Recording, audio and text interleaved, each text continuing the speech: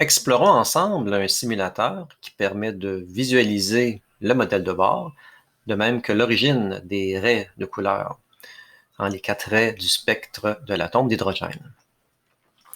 Ce qu'on a, c'est un échantillon d'hydrogène que l'on bombarde avec une source lumineuse.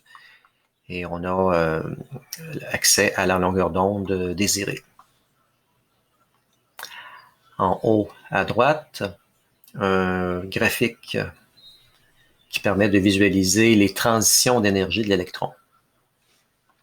Notre électron, en ce moment, il est sur la première orbite. Il tourne autour du proton, donc du noyau de l'atome d'hydrogène. Allons-y. On bombarde maintenant notre atome d'hydrogène avec de la lumière verte, sauf que là, il ne se passe pas grand-chose. C'est que les photons n'ont pas suffisamment d'énergie à 514 nanomètres pour pousser l'électron au moins jusqu'à la deuxième orbite. À ce moment-là, l'électron ne bouge pas. Pour avoir des photons plus énergétiques, ça nous prend une longueur d'onde plus courte. Il faut aller dans l'ultraviolet, et d'ailleurs assez loin dans l'ultraviolet, au moins jusqu'à 121 nanomètres. Et là, à 121 nanomètres, les photons ont tout juste assez d'énergie pour pousser l'électron à la deuxième orbite. Fait qu'on voit ici l'électron qui transite pendant une fraction de seconde sur la deuxième orbite et finit par redescendre à la première en émettant un photon qui ici aura également 121 nanomètres de longueur d'onde.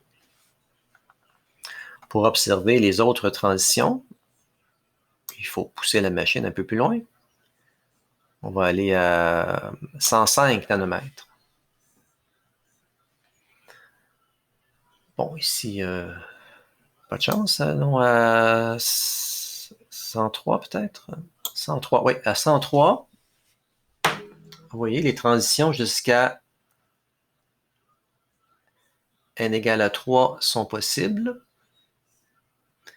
Fait que l'électron a deux choix, ou bien il redescend à la deuxième orbite, puis à la première, ou bien d'une traite de la troisième à la première orbite.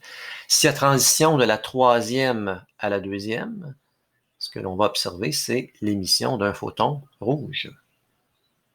Donc, ça nous donne la bande rouge, qu'on voit ici. Là. Hop, photon rouge. Photon rouge. On peut aller un petit peu plus loin. 92 nanomètres.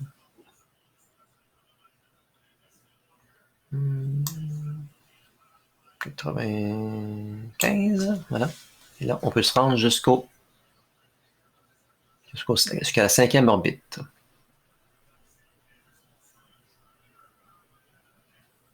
Donc, regardez attentivement l'électron.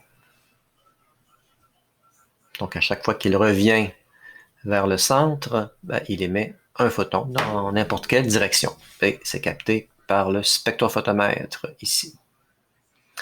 On a 4 bandes visibles, on les connaît maintenant. On a des bandes dans l'infrarouge, de même que des bandes dans l'ultraviolet. Et voilà pour le petit simulateur. J'espère que ça vous a plu et que ça vous a aidé un peu à comprendre le phénomène. Bye bye!